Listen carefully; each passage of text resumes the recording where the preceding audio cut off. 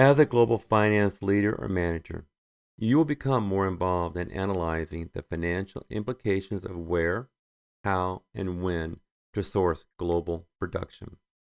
As companies look for cost advantages, they often occur in places never considered before. This means that all aspects of cost, including integration and coordination of companies in the supply chain, have been incorporated in addition to the cost of raw material, component parts, and assembly worldwide. And these cost issues, as they relate to global logistics and global purchasing, have been strategically, financially, and tactically addressed. What are the strategic objectives of global production and supply chain? To ensure that the total cost of moving from raw material to finished good is as low as possible for the value provided to the end customer, and to increase product or service quality by establishing process-based quality standards and eliminating defective raw material, component parts, and products from the manufacturing process and supply chain. A couple of key points to remember. Production and supply chain management functions must be able to accommodate demands for local responsiveness as well as be able to respond quickly to the shifts in customer demand. As we have previously discussed, country differences, production technology, and production factors all affect the choice of where to locate production activities. As have been previously presented, political and economic systems, culture, and relative factor costs differ from country to country.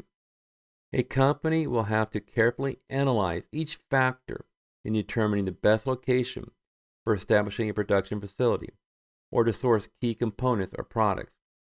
There will be no one perfect location, but careful analysis will help identify the one that best fits the company's strategic objectives for production location. It is obvious that production and supply chain management are closely linked because a firm's ability to perform its production activities depends on information inputs and a timely supply of high-quality material, raw material, component parts, and even finished products that are used in the manufacturing of new products. Logistics and purchasing are critical functions in ensuring that materials are delivered and that an appropriate level of inventory is managed. Let's look at the function of supply chain logistics. Logistics is the part of the supply chain that plans, implements, and controls the effective flows and inventory of raw material, component parts, and products used in manufacturing.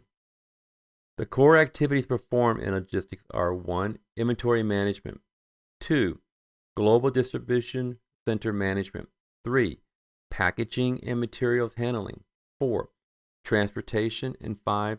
Reverse logistics.